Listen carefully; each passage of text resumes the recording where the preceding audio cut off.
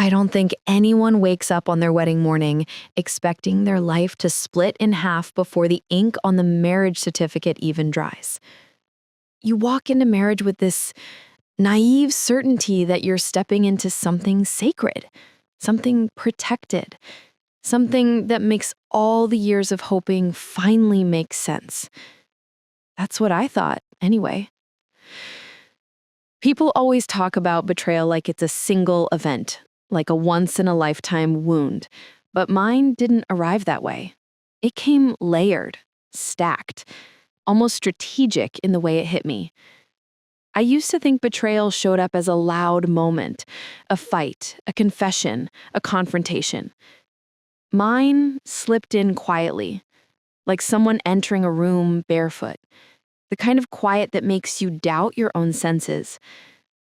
The first betrayal, the one that should have warned me about the man I had married, happened during our honeymoon. But I didn't learn about it until years later. Back then, I was 26, hopeful, steady, and too trusting for my own good. He was handsome in that unassuming way, not flashy, not loud, soft-spoken. People loved how gentle he seemed. It made me feel safe, which, now looking back, was the first illusion in a long line of them. We had a large wedding, my family's idea. They wanted the whole world to see that their daughter was loved, cherished, chosen. My mother brought out jewelry I had never even seen before. My father kept cracking jokes to hide the emotion in his eyes. My cousins fluttered around with wine glasses and half-done hairstyles. My husband looked at me like I was a prize he had somehow tricked fate into giving me. I believed it. That night at the wedding dinner, one of my cousins, older than both of us, married, confident in a way that bordered on reckless, saw him sitting alone at the end of the hall. She had always been the kind of woman who treated boundaries like suggestions. I grew up watching her take whatever attention she wanted, treating men like they were accessories to her ego. I never imagined she would set her eyes on mine. Not like that. Not on my wedding night. But she did. And within half an hour, she had offered him the kind of invitation no married man should accept, especially not a man who just exchanged vows. He accepted. And while I danced with my parents, greeting guests with a tired smile and swollen feet, they disappeared into a quiet corner of the hotel. That was the night I was supposed to feel like a woman stepping into a new chapter. Instead, that's the night my marriage first began to rot quietly beneath the surface. I didn't know. Not then. Not for years. When I eventually found out, I felt stupid in a way I never want to feel again. Stupid for smiling in photographs. Stupid for thinking I was special. Stupid for being the only one who didn't know what happened behind my back while I was thanking relatives for their gifts and cutting cake. The betrayal wasn't just theirs. It was the silence, the way my family stayed close to her, still inviting her, still trusting her, still praising her as if she were the moral center of the family. It made me question myself. Was I invisible? Or did people just expect me to swallow things and move on? The truth is, that betrayal planted the first crack in me, and cracks like that never stay alone. But I didn't see it then. I was too caught up in the glow of being newly married, too eager to build a home, too busy trying to become the kind of wife I was raised to be. Supportive, patient, trusting.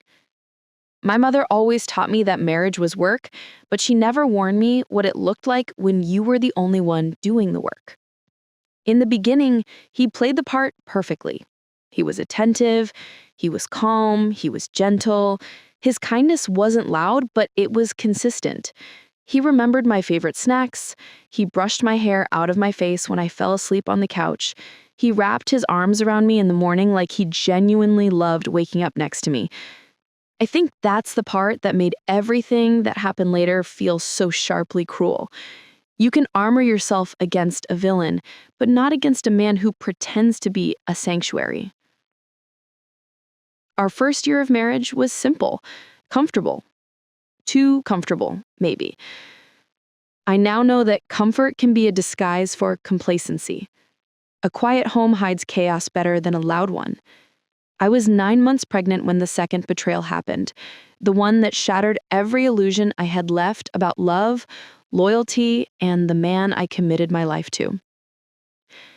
By then, I was swollen, exhausted, breathing through my ribs, dragging my body through those final weeks of pregnancy like I was carrying the entire world.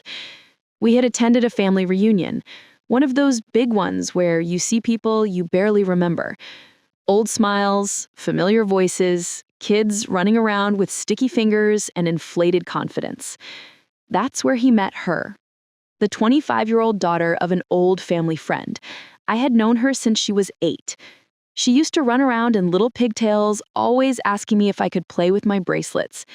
And somehow, years later, that same little girl grew into a woman who looked at my husband like he was some kind of forbidden thrill. And he looked back. It started innocently. A conversation by the pool, a laugh, a few too long glances. I didn't overthink it because why would I? I was his wife. I was carrying his child. I was so close to delivering our first baby that I could barely sleep from the pressure on my spine. I wasn't watching him like a hawk. I wasn't guarding him. I was tired, and I trusted him. I think that's the part that haunts me most. Not that he cheated, but that he chose to cheat when I was most vulnerable. At the moment, I needed partnership, not deceit. The affair lasted 2 or 3 months. She went back to college eventually, probably bored, probably satisfied with the chaos she stirred. By then, the damage was irreversible. The marriage collapsed. We divorced after 18 months of marriage. But the betrayals didn't end there. They only changed shape. The people I trusted the most, the ones I thought would lift me, became the sharpest knives. My best friend of 20 years took my pain and scattered it like gossip confetti. My most private fears, my plans to leave, the late-night conversations where I opened my chest and showed her the darkest parts of me, she shared every detail before I even had the strength to act. People knew about my divorce before my husband did. Judgment followed me into every room. I became a story instead of a person. People don't warn you that betrayal doesn't just come from the ones who hurt you first. It multiplies. It spreads. It drags out the shadows in people you thought were incapable of cruelty.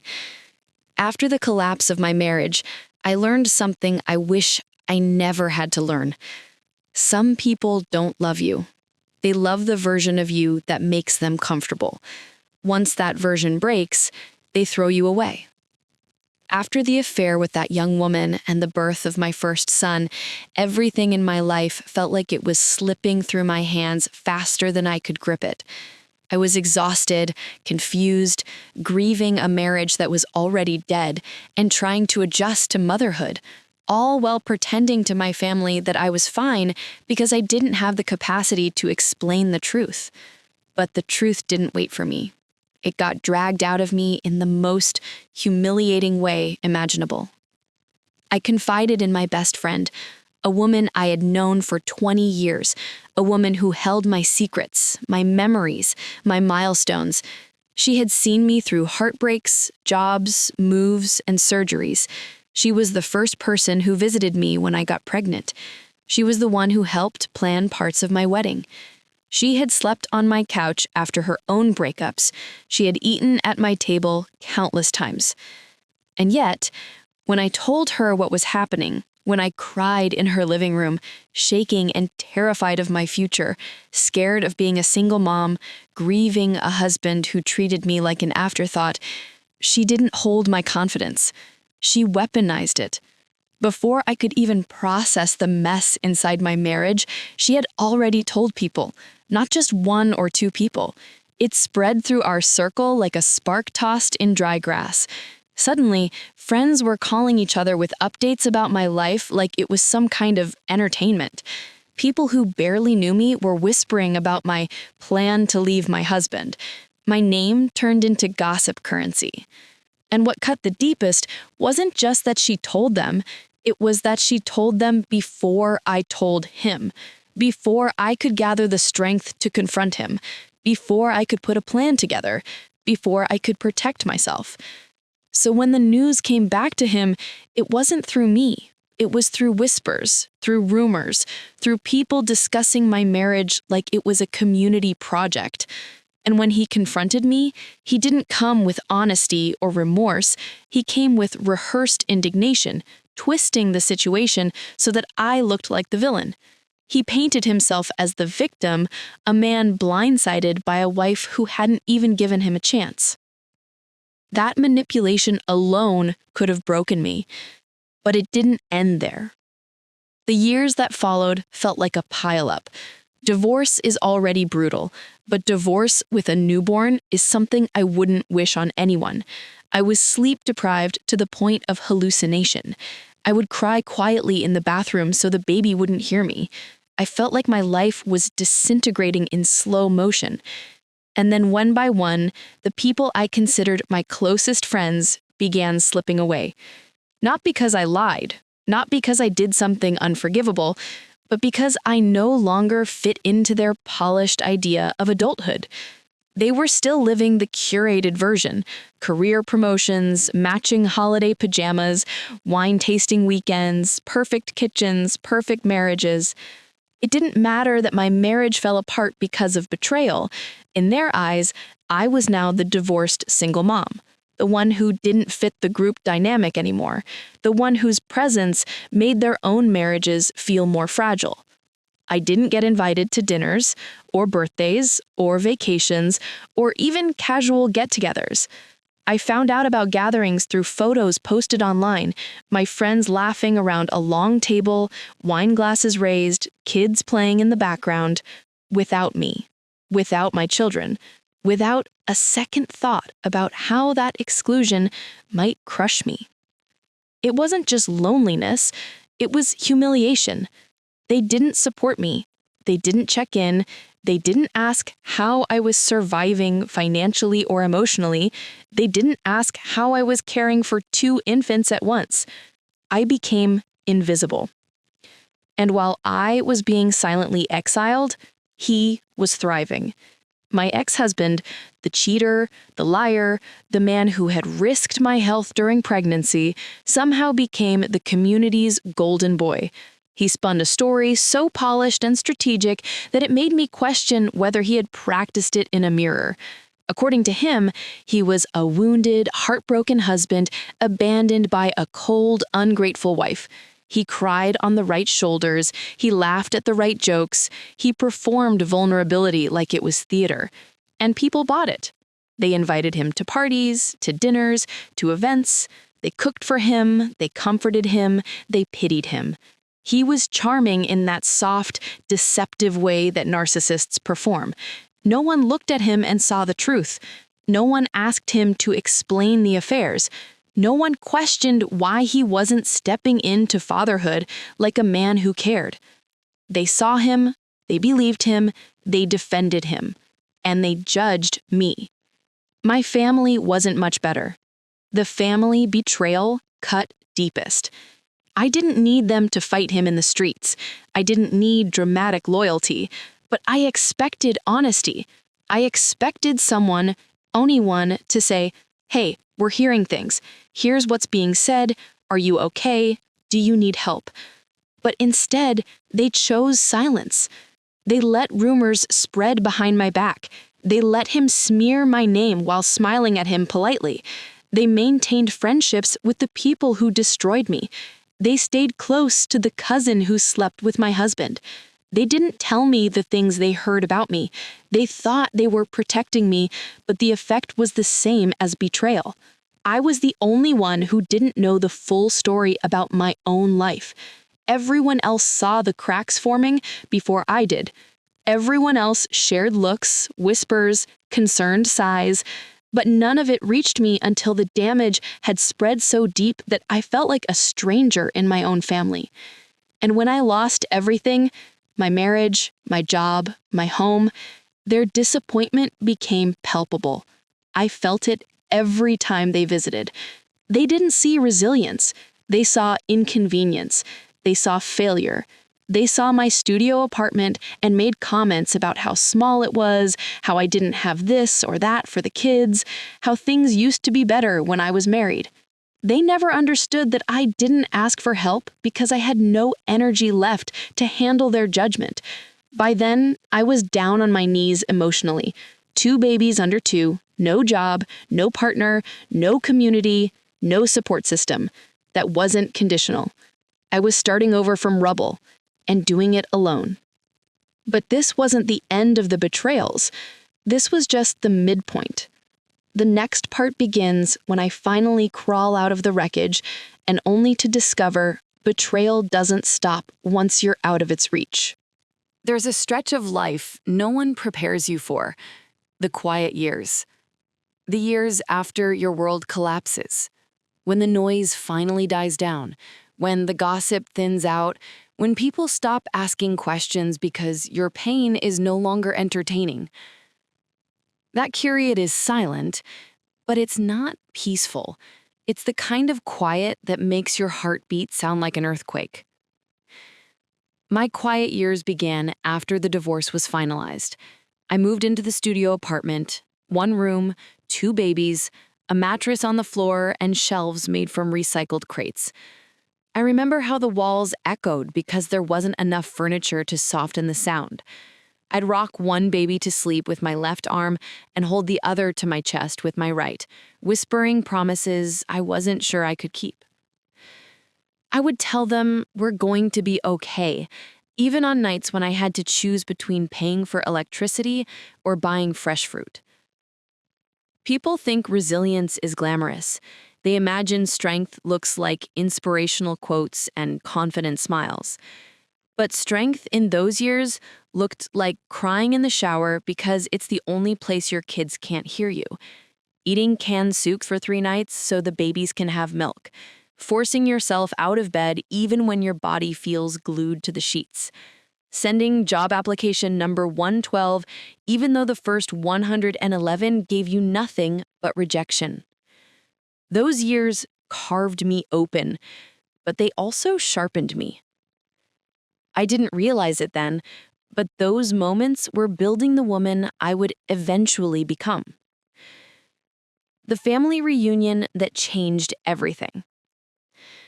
There was a moment, small, almost forgettable, that shifted my entire understanding of the betrayals that came before it. It was a summer reunion at my parents' house, long after the divorce, when things had calmed down. I put that in quotes because calm in my family's vocabulary means sweep it under the rug so we don't have to feel uncomfortable. I walked into the backyard holding my youngest on my hip, and there she was, my cousin. The older, married cousin my husband had slept with during my honeymoon. She was laughing with my mother, holding a glass of wine, telling some story that had them in tears. My mother looked at her the way mothers usually look at daughters. And when she saw me, she smiled. Like nothing had happened. Like my life hadn't been gutted by the choices she made so casually. My mother called me over, as if the 3 of us were old friends, sharing a joke. In that moment, I felt something I can only describe as a raw, physical tear inside my chest. Not anger, not hatred, more like a quiet realization settling into my bones. My family would rather preserve comfort than protect me. Not one person looked uncomfortable. Not one person pulled her aside. Not one person acknowledged the pain in my eyes. They had moved forward without me, even though it was my life that had been destroyed. Later, I overheard her telling someone a story about the early days of my marriage. She insinuated I had been cold or distant, implying my husband had come to her for comfort. It was subtle, manipulative, and poisonous, and it slid into the conversation unnoticed by everyone but me. No one defended me. No one corrected her. They just let the narrative linger. That day taught me that betrayal isn't always loud. Sometimes it's a quiet decision. The decision to stay close to someone who hurt you simply because you don't want to deal with the discomfort of choosing a side. When friends betray you in the most unexpected way. By the time my kids were old enough to start preschool, I was finally starting to breathe again. Not thrive, not recover, just breathe. That's when I met two other single moms. We bonded fast, the way women do when they recognize exhaustion in each other's eyes. We shared rides, shared struggles, shared the emotional shortcuts that only single mothers learn. One of them, I'll call her Lena, had lost her job and was barely hanging on. I used to split Costco diapers with her. She didn't like accepting help, so I'd lie. I'd tell her my kids had outgrown a size, or I bought too much, or I had extra. I made sure she could take what she needed without feeling ashamed. The other mom, Alana, was younger than both of us. She was soft-spoken, with a kind smile and a broken confidence that made her seem fragile. I felt protective of her in the beginning. She'd cry in my car after parent-teacher meetings because she felt judged. She'd text me late at night asking how I handled the loneliness. We built a small tribe, 3 women trying to survive in a world that wasn't designed for us. So when each of them, years apart, confessed that they had gotten involved with my ex-husband, I didn't feel betrayed because they slept with him. I had no interest in him by then. That part of my life was dead.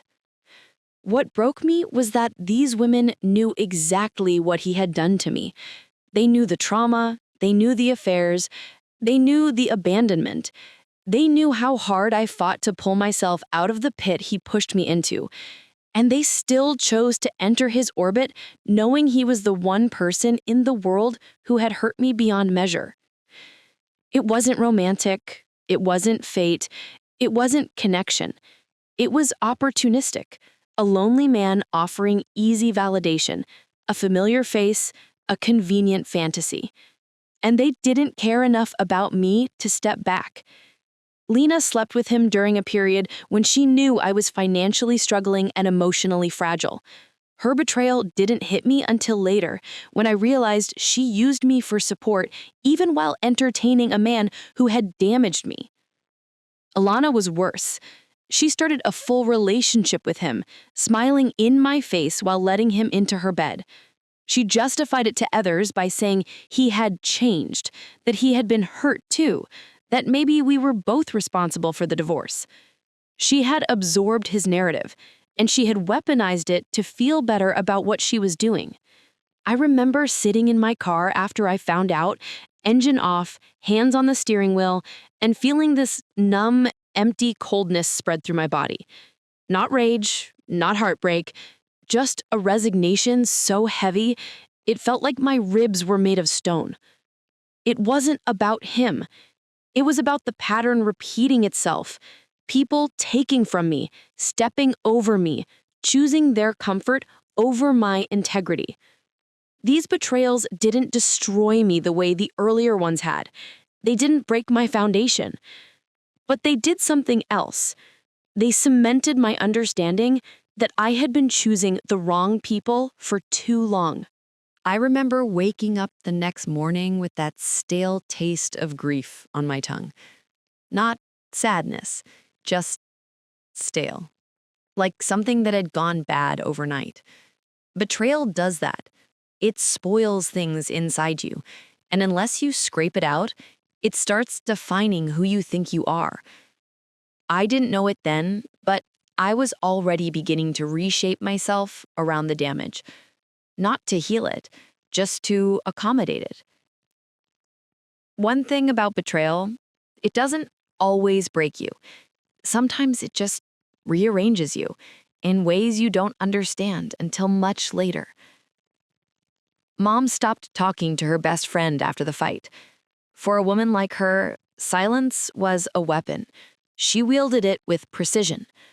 Around the house, everything was quiet. like we were all waiting for something to explode again. Even the birds outside felt like they were holding their breath. But inside me, my mind was loud. I kept replaying everything, the questions, the crushing embarrassment, the moment I realized I was the last person in any room to know anything. The worst part wasn't my mother's lie. It wasn't even my father's absence from the conversation. It was the way everyone acted like I should have magically known the truth on my own, like I was a fool for believing the story I'd been fed for years. That's the thing about betrayal. The pain hits once. The humiliation hits every time you remember. I didn't talk to Mom for a week. I didn't slam doors or make speeches. I just went quiet, which for a teenager was somehow louder than any argument I could have thrown. She pretended she didn't notice. I pretended I didn't care. We were both lying. I used to think lies were monsters that sneaked into your life, but the older I got, the more I realized they're more like mold.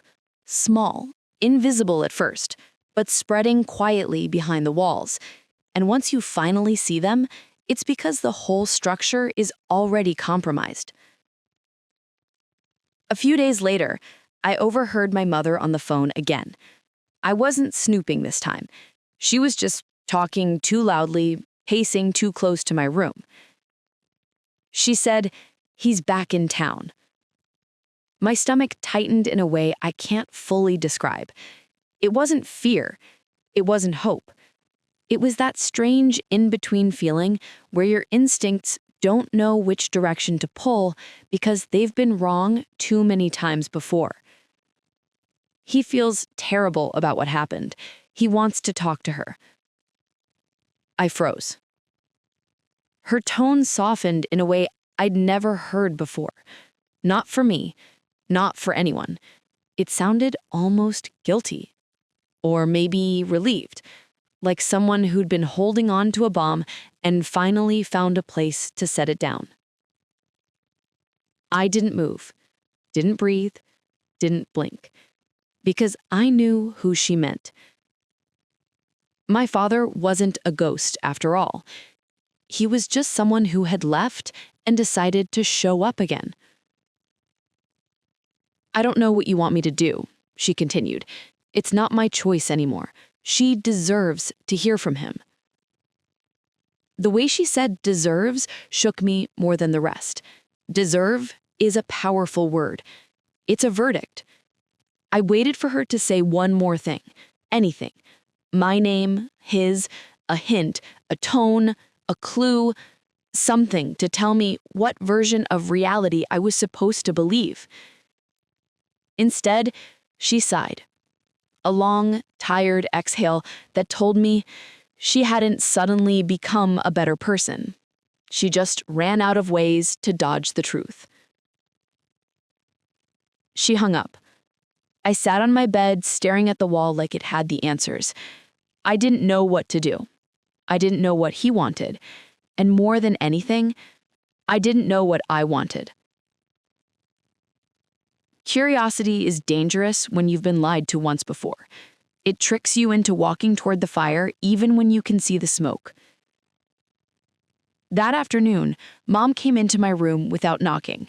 She sat on the edge of my bed like she was visiting a patient. I could tell she had rehearsed whatever she was about to say. "He reached out to me," she said gently. "He wants to see you." I kept my face blank. It was the only defense I had left. She continued, "He knows you're angry. He knows he messed up. But he moved back. He wants to explain everything." Explain everything. People who lie always say that, as if an explanation can undo the damage. I asked one question. "Why now?" She swallowed hard. "Because he's dying." Everything inside me went quiet, still, cold. It wasn't the answer I wanted. It wasn't even the answer I expected. But it's the kind of answer that leaves no room to breathe. She didn't cry. She didn't reach for me. She just let the silence sit between us like a third person in the room. I didn't ask for details. I didn't ask how much time he had left. I didn't ask what he'd been doing while I was growing up without him. I just nodded slowly because there was nothing else to do. Even betrayal gets complicated when someone is dying. That night, I lay awake for hours. The ceiling felt like it was pressing down on me. Every thought in my mind was loud, sharp, and relentless. Should I go see him? Do I owe him anything? Would seeing him give me closure, or would it just reopen a wound that hadn't even begun to heal properly? I didn't know the answer. I wasn't sure I wanted one. Closure is one of those words people throw around to make unfinished pain sound neat and organized. But some things don't close. They stay open, like a cracked door you keep walking past because you're afraid of what's on the other side. Around 3 a.m., I finally sat up, hugged my knees, and whispered something I had never said out loud before. Maybe I'm not ready. It was the truth. For once, it was entirely mine. But life doesn't wait for you to be ready. It doesn't slow down just because you're scared. It keeps moving, dragging you with it. And whether I liked it or not, the next part of my life was already unfolding. The day I finally agreed to see him didn't start with a grand decision. There was no dramatic sunrise, no whispered revelation. It was a Thursday, a regular, unremarkable Thursday. The kind where the world feels painfully normal while something inside you is shifting, breaking, rearranging. Mom knocked lightly on my door in the morning. Her voice was soft. "He's at St. Joseph's, if you want to go." I didn't answer right away. I just stared at the ceiling, waiting for some hidden courage to show up. It didn't. Courage never arrives disguised as confidence. It usually shows up disguised as exhaustion. And I was tired. Tired of wondering, tired of imagining, tired of running from a truth that was already here. So I stood up. I dressed. I tied my hair back like I was preparing for a fight. We drove in silence. Not the tense silence from before, just the heavy kind, like the air was thick with everything we hadn't said. Mom kept glancing at me, as if trying to measure the level of damage. She wanted to ask if I was okay, but I think she knew the answer wouldn't help either of us. The hospital smelled like disinfectant and regret. Sharp, cold, honest. I could feel my pulse in my throat with every step. Mom led the way down the hallway, but I slowed just enough to keep distance.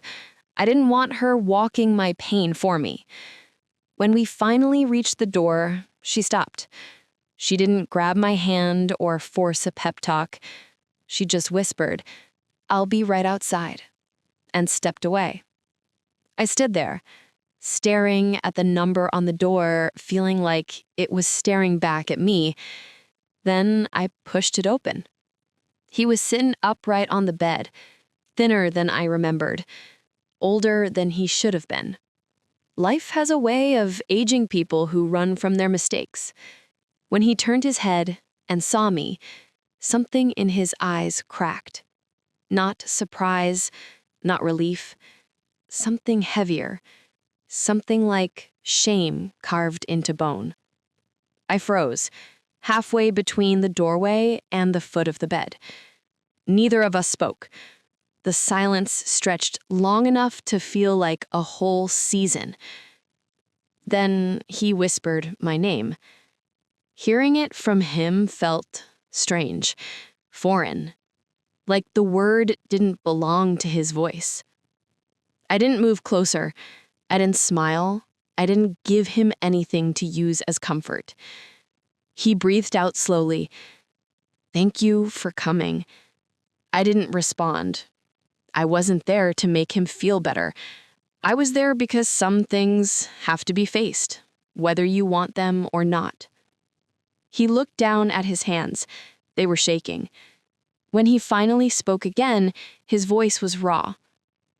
"I should have been there for all of it." I swallowed hard. He didn't get to say that, not without understanding what it cost me. So I asked the question that had been burning holes through me for years. "Why did you leave?" He closed his eyes like the answer hurt him, but when he spoke, he didn't give me the polished story I expected. He didn't hide behind excuses or pity. He told the truth in its ugliest form. "I was young, I was stupid, I didn't know how to be a father. And every time I looked at you, I felt like I was being reminded of what I owed, what I was failing at. So I ran." I felt something tighten inside me. Not sympathy, not forgiveness, recognition. Because deep down, I already knew that was the answer. People don't abandon you because you're unlovable. They abandon you because they're incapable. I didn't say anything. He continued. "Your mother tried. She tried to protect you from the worst of me. But I wasn't someone you could protect anyone from. I was selfish, angry, lost. And by the time I realized what I had done, I thought showing up again would only make it worse." He let out a small laugh, the kind that comes from regret, not humor. I thought staying away was the least damaging thing I could do. I stared at him. For the first time, I saw him not as the monster from my childhood, but as a painfully flawed man drowning in his own failures. It didn't erase the pain, but it changed the shape of it. I finally spoke. "You let me grow up thinking I wasn't worth staying for." His face crumpled, just slightly. I didn't want that. I never wanted that. But it happened. I said it plainly. No bitterness, just truth. He nodded, slowly. "I know, and I'm sorry. I know sorry doesn't fix anything, but it's what I have left to give." I felt a strange shift inside me. I didn't forgive him. I didn't suddenly understand him. But hearing the truth, the real truth, not the quiet, edited version Mom used to feed me, did something I didn't expect. It untied a knot inside me that I'd been carrying for years. He motioned weakly toward the chair next to him. "Sit?" I hesitated, but I sat. Not for him, for me. For the version of myself that had spent too long searching for answers in shadows. He asked if he could tell me everything, the whole story, not just the parts he thought would make him look better.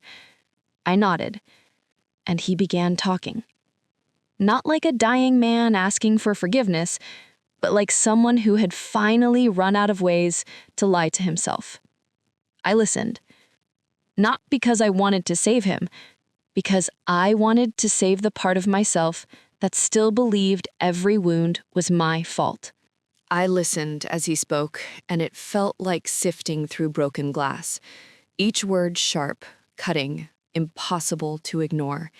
He spoke of mistakes, poor choices, selfish decisions that had shaped the years I'd spent feeling abandoned. He didn't embellish, he didn't beg, he just laid everything out. And as I listened, I realized something I had never admitted. It wasn't just him I had been grappling with all these years. It was the betrayal of everyone who watched and stayed silent. Friends, family, colleagues, people I thought I could trust, people I thought loved me. The betrayal was the consistent rhythm of my life. A drumbeat no one wanted to hear, no one wanted to acknowledge, and no one wanted to fix. I thought about my first husband, about the cousin, about the girl from the family friend. about the women I had trusted who eventually slept with him. My mind traced each betrayal like a map, seeing the connections I hadn't allowed myself to see before. It wasn't random. It wasn't just bad luck. It was a pattern. And patterns, once recognized, are powerful. They give you the ability to finally take control. When he stopped talking, the room was heavy with everything left unsaid. I didn't feel relief. I didn't feel closure. I felt calm, a quiet sort of power that only comes when you face the truth head-on and refuse to let it define you. I asked a question I had been holding on to for decades. Why should I care what happened to you? He swallowed, and his voice was almost a whisper. Because you deserve it. Because you needed to hear it from me. I nodded, accepting that it wasn't about forgiving him. Not yet. Maybe not ever. It was about reclaiming the story that had been hijacked from me. It was about taking my life back from every hand that had used it, from every whisper, from every betrayal. I left the hospital that day, not lighter, not healed, but somehow free. Free from carrying other people's lies as my burden. Free from believing that my worth was tied to how others treated me. Free from waiting for apologies I might never receive. The next years, building an empire of self.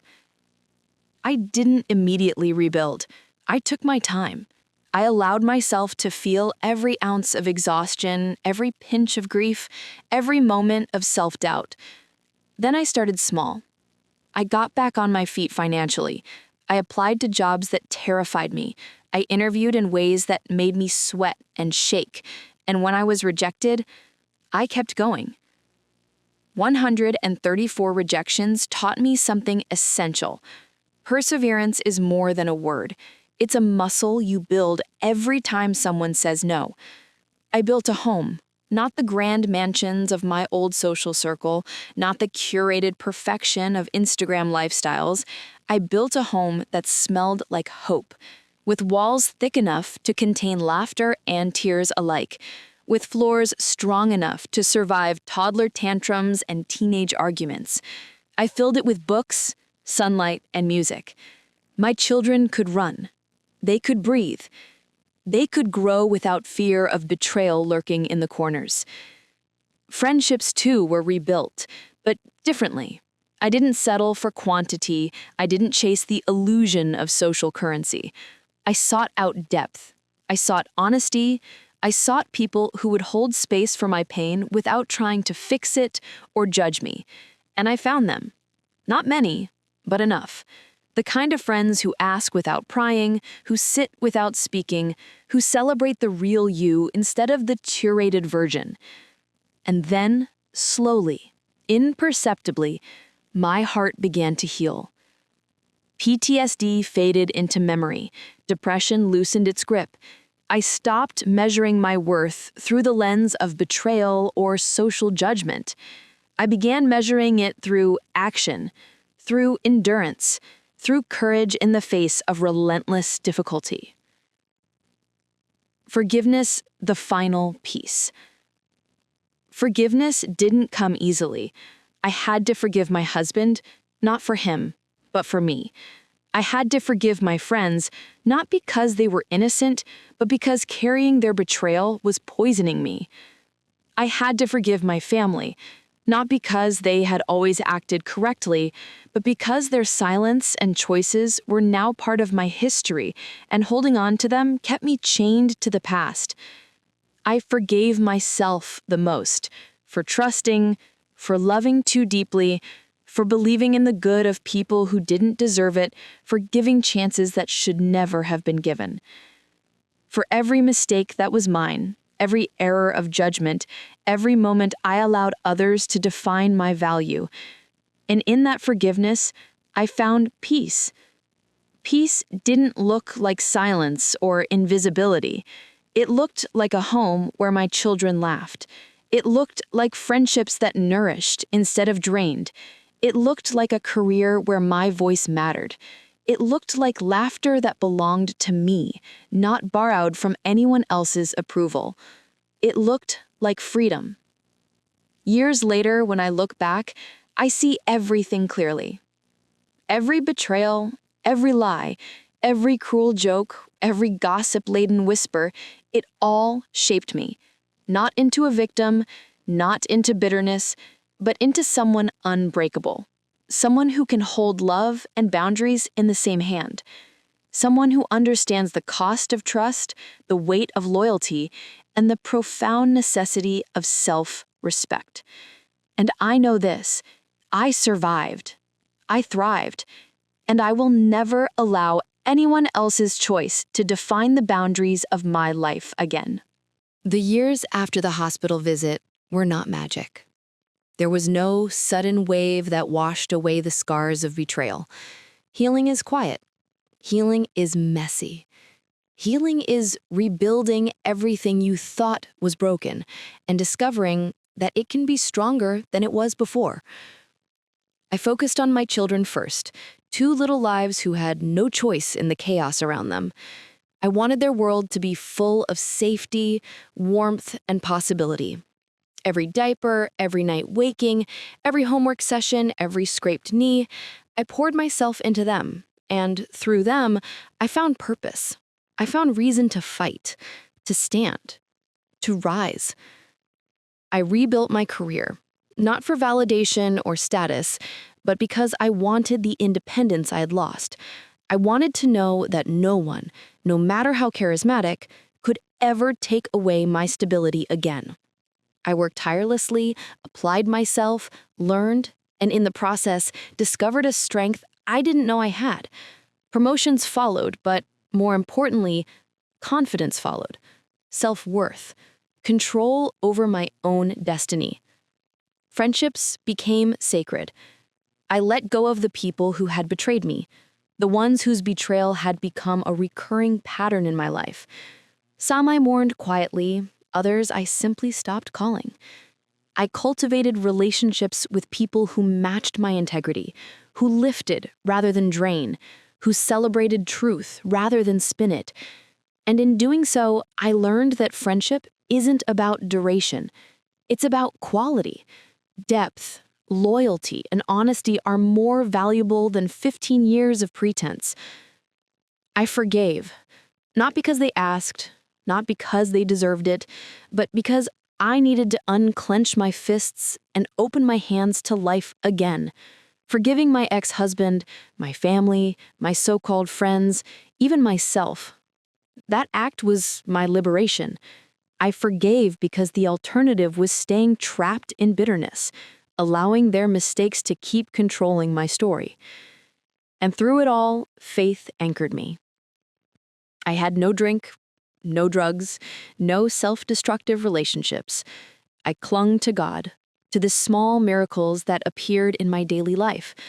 A stranger holding a door open when I was struggling with groceries. A paycheck that arrived on time just when we needed it.